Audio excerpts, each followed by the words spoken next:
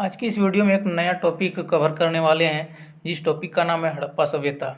हड़प्पा सभ्यता जो काफ़ी इम्पोर्टेंट है और हमारे सिलेबस में भी है। और हड़प्पा सभ्यता पढ़ने के तत्पश्चात हमें मालूम होगा कि हमारा जो इतिहास में ऐसी भी कुछ सभ्यताएं हैं जो हमें मालूम नहीं थी, जिसको पढ़ने के बाद हमें पता चलेगा। ठीक है, तो इस वीडियो में हम आपको पूरा डिटेल्स में बताएंगे, तो इसको बिना स्किप किए पूरा अंत तक देखें। और अगर आप नए हैं तो इस चैनल को सब्सक्राइब करना ना भूलें। ठीक है, क्योंकि इससे क्या है कि आपको हमेशा नोटिफिकेशन आपको मिलता रहेगा। तो चलिए आज का टॉपिक को कवर करते हैं कि हड़प्पा सभ्यता का जो विकास है या उत्पत्ति है वो कैसे हुई।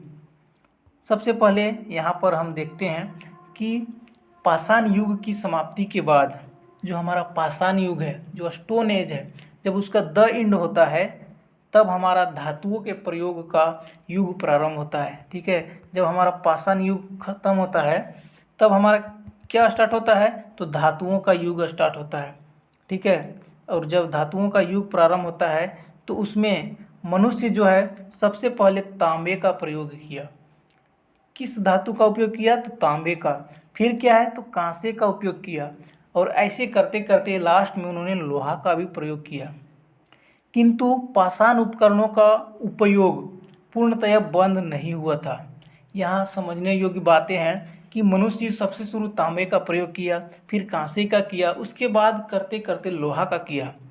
फिर ऐसा नहीं है कि पाषाण उपकरणों का प्रयोग करना लोगों ने बंद कर दिया, वो भी होता था बट उतना ज़्यादा नहीं। ठीक है, लंबे समय तक मनुष्य ने तांबे तथा पत्थरों के उपकरणों का साथ साथ प्रयोग किया। और जो इंसान है वो काफ़ी लंबे समय तक पत्थरों का प्रयोग और तांबे का प्रयोग करता रहा। भारत के विभिन्न भागों में कई ऐसी संस्कृतियां प्रकाश में आई जिनमें पत्थर तथा तांबे का प्रयोग साथ साथ दिखाई देता है। और भारत में ऐसे अनेक संस्कृतियां हैं जो तांबे और पत्थर का भी उपयोग करते हुए दिखाई नजर देते हैं। इनमें ताम्र पाषाणिक यानी चेक्लोथिक कहा गया है और इनकी काल अवधि अंततः इनकी जो काल अवधि है अत्यंत विस्तृत है और ये प्राक हड़प्पा, हड़प्पा तथा उत्तर हड़प्पा काल में फैली हुई है।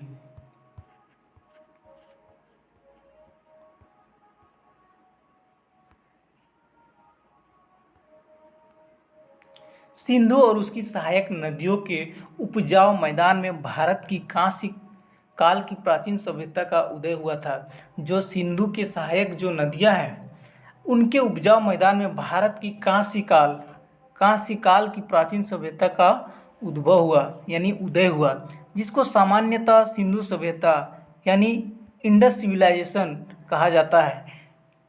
सिंधु के साथ साथ अनेक नदियों के उपजाऊ जो मैदान हुए उनमें भारत की कांस्य काल की जो प्राचीन सभ्यता है उसका विकास हुआ यानी उदय हुआ, जिसको सामान्यतः सिंधु सभ्यता यानी इंडस सिविलाइजेशन कहा जाता है। और इसी को सिंधु सभ्यता भारत की प्राचीनतम नगरीय सभ्यता है। और जो सिंधु सभ्यता है वो भारत का प्राचीनतम नगरीय सभ्यता है। उसका संबंध कांस्य काल से है। और ऐसा इम्पोर्टेंट क्वेश्चन भी बनता है कि जो सिंधु सभ्यता है वो कौन सी सभ्यता है। तो यहाँ पर एक इम्पोर्टेंट क्वेश्चन बनता है कि वह एक नगरीय सभ्यता है। जो सिंधु सभ्यता है जिसे हड़प्पा सभ्यता भी कहा जाता है, तो उसको इम्पोर्टेंट समझना है कि हमें कि नगरीय सभ्यता है। अगला टॉपिक हम कवर करते हैं कि यह सभ्यता पूर्ण विकसित तथा नगरीय सभ्यता के रूप में प्रकाश में आई, जो कि भारतवर्ष में प्रथम नगरीकरण को प्रमाणित करती है। मतलब जब यह सभ्यता पूर्ण रूप से विकसित होकर नगरीय सभ्यता के रूप में जब प्रकाश में आई तब यह पूरे भारतवर्ष के लिए प्रथम नगरीकरण को प्रमाणित करती है। सिंधु घाटी सभ्यता एक विशिष्ट वातावरण में मानव जीवन के सर्वांगीण विकास को दर्शाती है। कि सिंधु घाटी जो सभ्यता है वो एक विशिष्ट वातावरण में मानव जीवन का सर्वांगीण विकास को दर्शाता है। कहने का तात्पर्य है कि जो सिंधु घाटी सभ्यता है वो मानव के सर्वांगीण विकास यानी संपूर्ण विकास को दर्शाती है।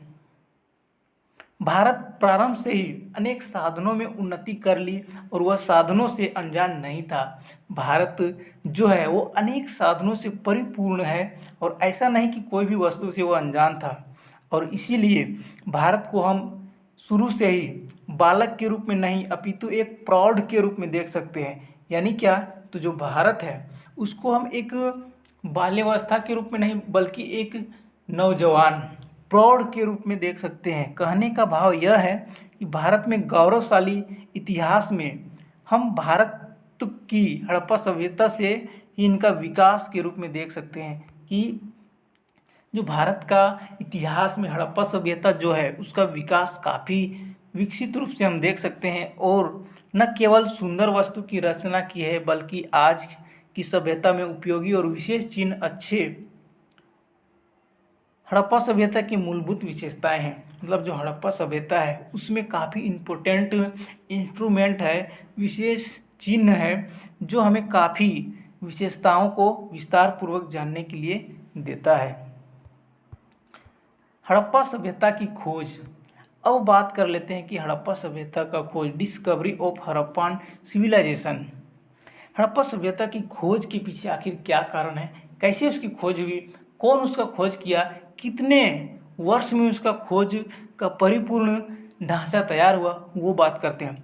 20वीं सदी के द्वितीय दशक तथा पाश्चात्य विद्वानों की यह धारणा है और धारणा थी कि सिकंदर के आक्रमण जब ईसा पूर्व 326 के पूर्व भारत में कोई भी सभ्यता नहीं थी और सिकंदर का ऐसा मानना है कि सिकंदर के ईसा पूर्व मतलब 326 के ईसा पूर्व भारत में कोई भी ऐसा सभ्यता नहीं थी, ऐसा विद्वानों का मानना है। परंतु इस सदी के तृतीय दशक में इस भ्रामक धारणा का निराकरण हुआ जबकि दो प्रसिद्ध पुरातत्व शास्त्रियों दयाराम साहनी और राखालदास बनर्जी ने हड़प्पा, पंजाब के जो हड़प्पा है वहाँ पर उन्होंने मांट गोमरी जिले में स्थित तथा मोहनजोदड़ो में सिंध के लरकाना जिले में स्थित के प्राचीन स्थलों के पूरा वस्तुओं प्राप्त किए और यह सिद्ध किया कि यहाँ पर 640 किलोमीटर की दूरी पर बसे हुए ये दोनों ही नगर कभी एक सभ्यता हुआ करती थी। मतलब कि राखालदास बनर्जी और दयाराम साहनी, ये नाम आप काफ़ी सुने होंगे, दयाराम साहनी जिन्होंने हड़प्पा सभ्यता की खोज की है। ठीक है, ये फर्स्ट नाम है जो 1921 में इन्होंने हड़प्पा सभ्यता का खोज किया था, वो भी हड़प्पा स्थान को सर्वप्रथम दयाराम साहनी ने हड़प्पा जो पंजाब के मांट गोमरी जिले में स्थित है। ये बात आपको याद रखनी है कि दयाराम ने जो जगह खोजा था वो है हड़प्पा, और हड़प्पा कहाँ है तो पंजाब के मांट गोमरी जिले में स्थित है।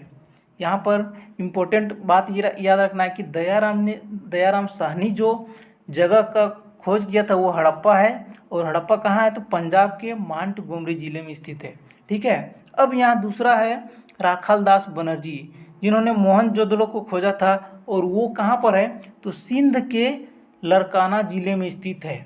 ठीक है, तो ये काफ़ी इम्पोर्टेंट है कि सबसे पहले और इन्होंने सिद्ध कर दिया कि यहाँ पर भी यानी भारत में भी ऐसे अनेकों पूर्व साल पहले यहाँ पर एक सभ्यता थी जो काफ़ी विकसित थी और यहाँ पर नगरीय सभ्यता थी। ठीक है, तो ये हमको इम्पोर्टेंट याद रखना है। अब यहाँ बात आ जाती है कि यह 640 किलोमीटर दूरी पर बसे हुए ये दो शहर थे, एक का नाम है हड़प्पा और दूसरे का मोहनजोदड़ो।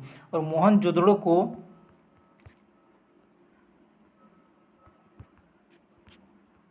मोहनजोदड़ो को मृतकों का टीला कहा जाता है। ठीक है, ये आपको याद रखना है कि मृतकों का टीला कहा जाता है। ये ऑब्जेक्टिव क्वेश्चन आ सकता है कि मोहनजोदड़ो को किस उपनाम से जाना जाता है तो मृतकों का टीला कहा जाता है। पिगट महोदय ने इन्हें एक विस्तृत साम्राज्य की जुड़वा राजधानी कहा है। इन दो जो शहर मिला है हड़प्पा और जगह मिला है हड़प्पा और मोहनजोदड़ो, तो जो पिगट है उन्होंने कहा कि ये जो विस्तृत साम्राज्य की जुड़वा राजधानियां हैं। तो अनेक विद्वान ने क्या क्या इस सभ्यता के बारे में बात किए हैं उसके बारे में जानते हैं। ठीक है, तो पहला जो व्यक्ति है चार्ल्स मैसन जो 1826 में, ठीक है, सर्वप्रथम एक ब्रिटिश यात्री चार्ल्स मैसन का ध्यान हड़प्पा स्थित टीलों की ओर गया। अब यहाँ पर 1826 में जो मैसन ब्रिटिश यात्री है चार्ल्स मैसन, उनका ध्यान हड़प्पा के टीलों की ओर गया और उसने 1826 में इस स्थान की यात्रा की थी। अब यहाँ पर देख सकते हैं कि किस तरह से जो ब्रिटिश यात्री है उन्होंने उस जगह पर यात्रा भी किया और 1842 ईस्वी में प्रकाशित अपने एक लेख नैरेटिव ऑफ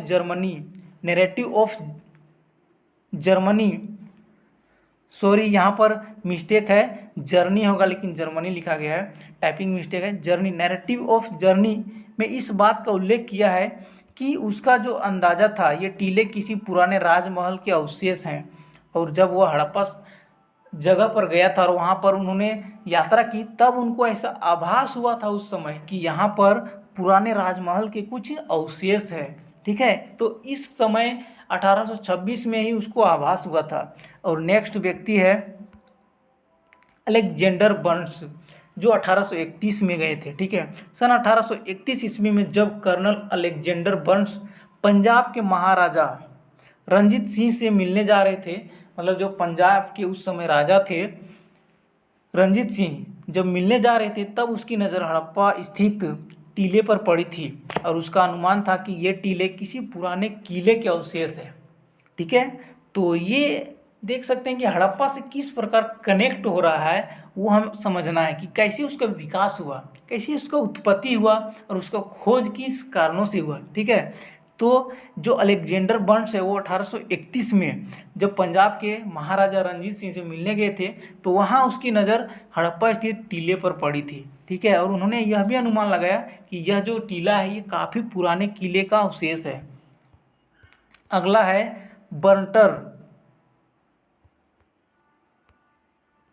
बर्टन बंधु जो 1856 में जब मेंस बर्टन ने और विलियम बर्टन ने दो अभियंता बंधु कराची लाहौर लाइन के, मतलब इन लोग इंजीनियर थे, और जब कराची और लाहौर लाइन जब रेल बिछाने के लिए गए थे तो उस समय उन्होंने टीलों से अपनी लाइन के लिए ईंटें लेने का प्रयत्न किया और जब हड़प्पा जो जगह था वहाँ पर से इन्होंने ईंटा लेने का प्रयत्न किया और ईंटों के लिए कई बार उन्होंने खुदाई की जिससे किसी प्राचीन सभ्यता का अस्तित्व का आभास हुआ। और जब वहाँ पर ईंट लेने के लिए उन्होंने पहुँचा और वहाँ पर खुदाई की तब उसको ऐसा फील हुआ, महसूस हुआ, यानी आभास हुआ कि यहाँ पर प्राचीन सभ्यता का कभी न कभी अस्तित्व था। ठीक है, तो ये हमें समझना है। और नेक्स्ट है अलेक्जेंडर कनिंघम।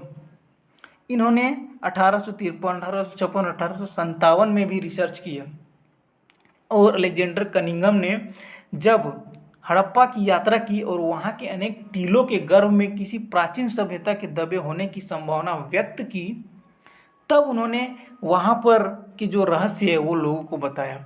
और वहाँ पर जो टीले के गर्भ में जब उन्होंने गया वहाँ की जो भी शेष वहाँ की वस्तु थी उनको उन्होंने रिसर्च किया, देखा, तब उनको आभास हुआ।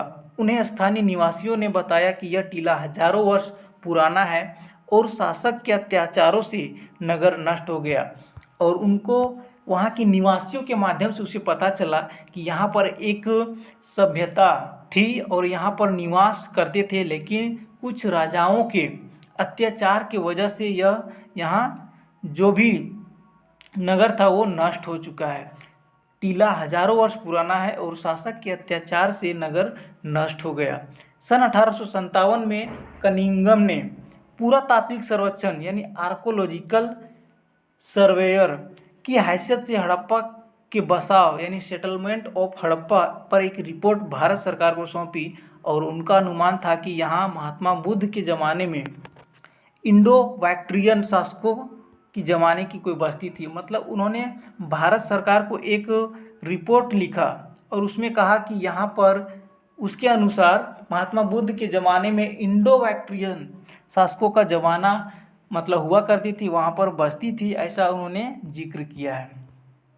नेक्स्ट आ जाते हैं मार्शल एवं उनके सहयोगी। 1920 के दशक में 1920 के दशक में एक जो काफ़ी इम्पोर्टेंट है, जॉन मार्शल और उनके सहयोगी ने मिलकर 1921 में दयाराम साहनी द्वारा हड़प्पा की खोज की। जो हम पहले ही बात कर चुके हैं कि दयाराम साहनी ने हड़प्पा की खोज की और उसमें इनका जो सहयोगी है वो जॉन मार्शल भी है। और अगले वर्ष 1922 में राखाल दास बनर्जी, जिन्हें शॉर्ट नेम RD बनर्जी कहते हैं, जिन्होंने मोहनजोदड़ो की खोज की। उस समय भारतीय पुरातत्व सर्वेक्षण के प्रधान संचालक सर जॉन मार्शल थे। उन्हीं के निर्देश पर उनके जो सहयोगी थे दयाराम साहनी और राखाल दास बनर्जी, उन्हीं के निर्देश के अनुसार दयाराम साहनी और राखाल दास बनर्जी ने खोज की। मतलब कि जो सर जॉन मार्शल है उनके दो सहयोगी दयाराम साहनी और राखाल दास बनर्जी, मतलब इन्हीं के समूह में मिलकर इन्होंने खोज किया था। लेकिन पुरातात्विक सर्वेक्षण प्रधान संचालक सर जॉन मार्शल थे। तो यहाँ पर एक काफ़ी इम्पोर्टेंट क्वेश्चन बन सकता है कि जब दयाराम साहनी और राखाल दास बनर्जी ने इस सभ्यता का खोज किया, उस समय भारतीय पुरातत्व सर्वेक्षण के प्रधान कौन थे? तो सर जॉन मार्शल थे। और सन 1924 में जॉन मार्शल ने लंदन से प्रकाशित एक साप्ताहिक पत्र में इस सभ्यता की खोज के बारे में घोषणा की। और जो सर जॉन मार्शल जो है वो लंदन से प्रकाशित एक साप्ताहिक पत्र में इस सभ्यता के बारे में घोषणा की है और इसके बारे में उन्होंने लोगों को बताया है। सर जॉन मार्शल ने अन्य सहयोगियों के नाम अर्नेस्ट माइके, जो चन्हूदड़ो 1925 में खोजा है। उनके बहुत सारे सहयोगी थे, उन्होंने भी कोई जगह खोजा, उसका बारे में जानते हैं। ऑरेल स्टीन जो सुतकेंडोर 1927 ईस्वी में खोजा है। ठीक है, तो ऐसे ही बहुत सारे जगहों का उन्होंने विश्लेषण किया है। और इस तरह सिंधु सभ्यता की खोज भारत को विश्व मानचित्र पर अंकित कर दिया और उसे विश्व के प्राचीनतम सभ्यताओं की जन्म स्थली मेसोपोटामिया एवं मिस्र के समक्ष लाकर खड़ा कर दिया। और सन 1921 में हड़प्पा की खोज से लेकर अब तक भारतीय उपमहाद्वीप में इस सभ्यता के लगभग 1500 स्थलों की खोज की जा चुकी है। और जब इस तरह से हमारा भारत देश में जब हड़प्पा जैसी सभ्यता का खोज हुआ, और तब हमें गर्व होने लगा कि भारत में भी कोई ऐसी सभ्यता थी जो काफ़ी सालों पुराना है और विश्व के मानचित्र में उनकी जो नाम है वो दर्ज होता है और भारत के लिए गौरव हासिल होता है। तो इस वीडियो में अभी हम बताएंगे आपको कि कौन कौन व्यक्ति ने किस किस जगह का खोज किया और कौन नदी के किनारे हैं, वो पूरा डिटेल्स में हम आपको बताते हैं। तो उसमें सबसे पहला नाम है हड़प्पा, जिन्होंने दयाराम साहनी ने 1921 ईस्वी में उसकी खोज की है। और यह रावी नदी के किनारे है और यह अभी फ़िलहाल में पंजाब पाकिस्तान में है। ठीक है, तो पहला क्या है? तो हड़प्पा जो है वो दयाराम साहनी ने खोजा है और ये हमें पता चल गया। अब नेक्स्ट दूसरा नंबर पे है मोहनजोदड़ो, जिसका अभी हमने चर्चा किया। मोहनजोदड़ो भी जो काफ़ी इम्पोर्टेंट है, इसका खोज 1922 में हुआ और ये सिंधु नदी के किनारे है और ये लरकाना जिला सिंध पाकिस्तान में अभी है। ठीक है, तो ये काफ़ी इम्पोर्टेंट है।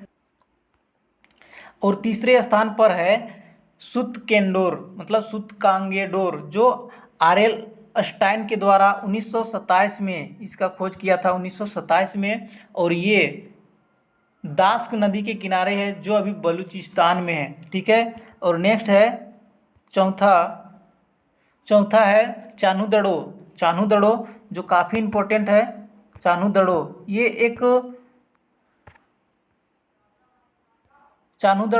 एक जगह का नाम है जिसको गोपाल मजूमदार ने खोजा है। ठीक है, गोपाल मजूमदार। और ये कौन से नदी के किनारे है? तो ये सिंधु नदी के किनारे है, जो अभी लेटेस्ट में सिंध पाकिस्तान में है। और अगला है पांचवा कालीबंगा एक जगह है, कालीबंगा जो बी के थापर इसको खोजा है। और एक इसके साथी है ब्रिजवासी लाल।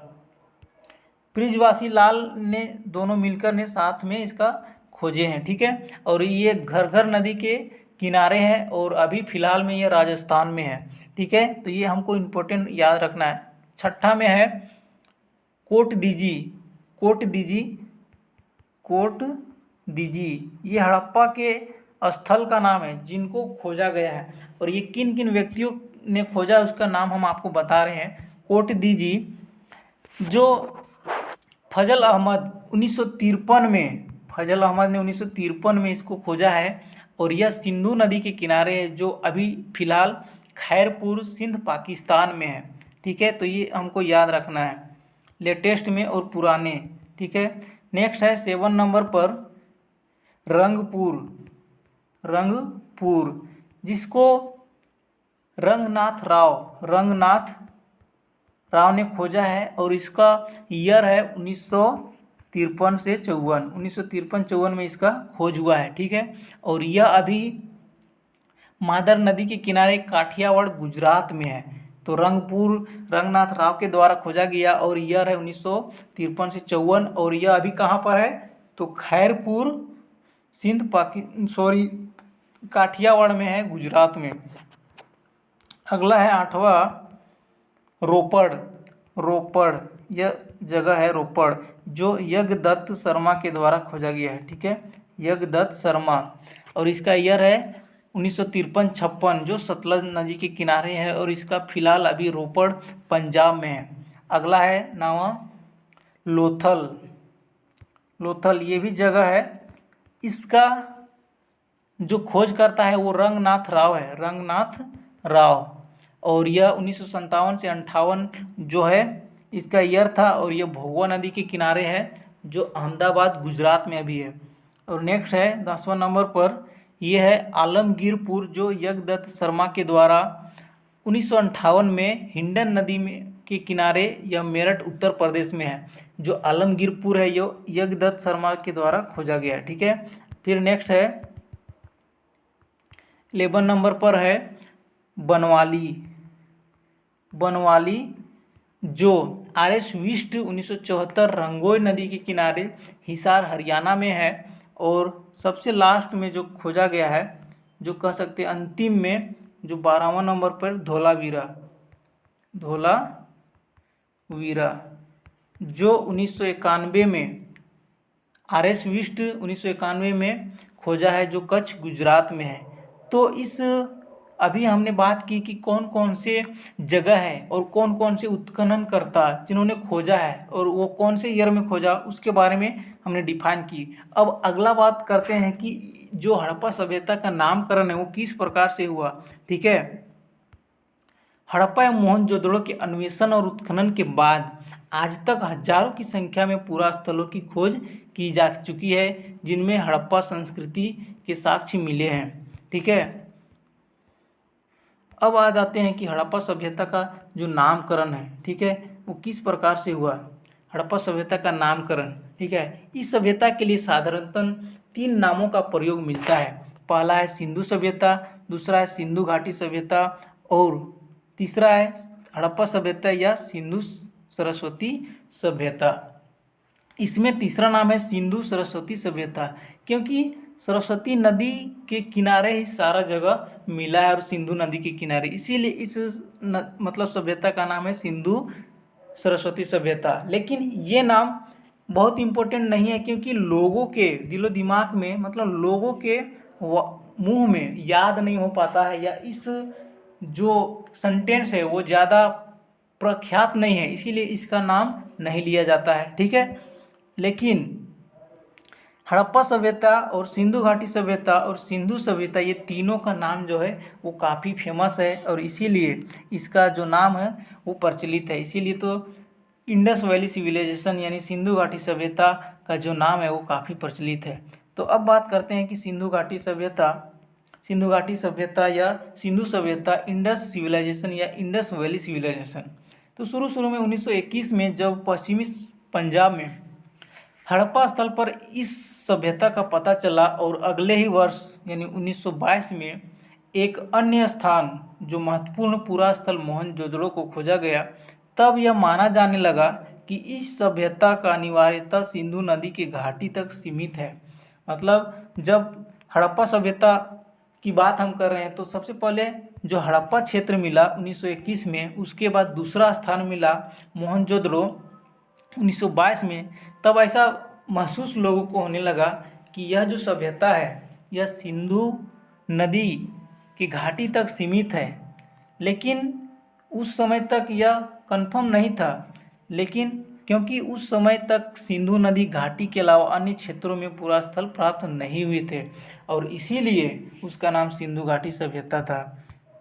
ठीक है। और अंत में इस सभ्यता का संकेत देने के लिए सिंधु घाटी की सभ्यता इंडस वैली सिविलाइजेशन शब्दावली का प्रयोग शुरू हुआ।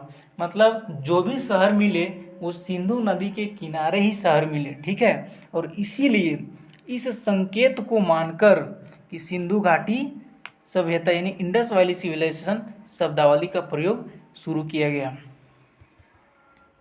सिंधु घाटी की सभ्यता का संक्षेप में सिंधु सभ्यता यानी इंडस सिविलाइजेशन कहा जाने लगा। और सिंधु घाटी सभ्यता थोड़ा लॉन्ग हो जाता था, इसीलिए इसको सिंधु सभ्यता सिंपल में इंडस सिविलाइजेशन कहा जाने लगा। ये काफ़ी इम्पोर्टेंट है। आपको बोरिंग लगता होगा, लेकिन ये हमें समझना है कि इसका जो नामकरण है वो किस प्रकार से हुआ।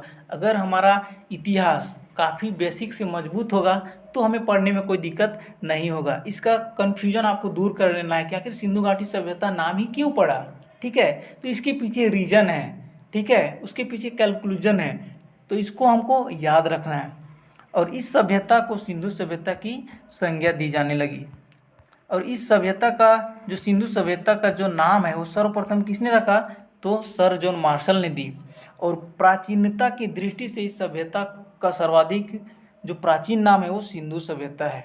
मतलब इसका जो प्राचीनतम नाम है वो सिंधु सभ्यता है। अब बात करते हैं हड़प्पा सभ्यता।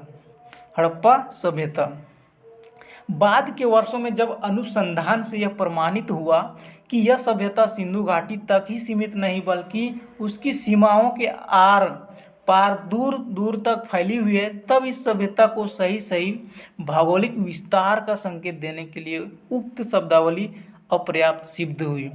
जब लोगों को लगा और रिसर्च हुआ, अनुसंधान में यह प्रमाणित हुआ कि जो यह सभ्यता है यह सिंधु घाटी तक सीमित नहीं है। मतलब जब इसका रिसर्च चालू हुआ, ठीक है, जब हड़प्पा सभ्यता का खोज चालू हुआ, उत्खनन चालू हुआ और यह सिंधु घाटी तक सीमित नहीं है, यह अनेक मतलब सिंधु घाट मान लीजिए ये एक डायग्राम है, सपोज है, थोड़ा सा मान लेते हैं कि ये हमारा भारत का नक्शा है, तो सिंधु घाटी सभ्यता इधर में प्राप्त हुआ। ठीक है। तो जब यह सिंधु नदी के किनारे प्राप्त हुआ तो वहाँ पर और जगह खोजा गया, तो उसके आसपास के अलावा और भी बहुत सारे दूर दूर मान लीजिए इधर और इधर भी सिंधु घाटी जो सभ्यता है वो मिलना चालू हुआ।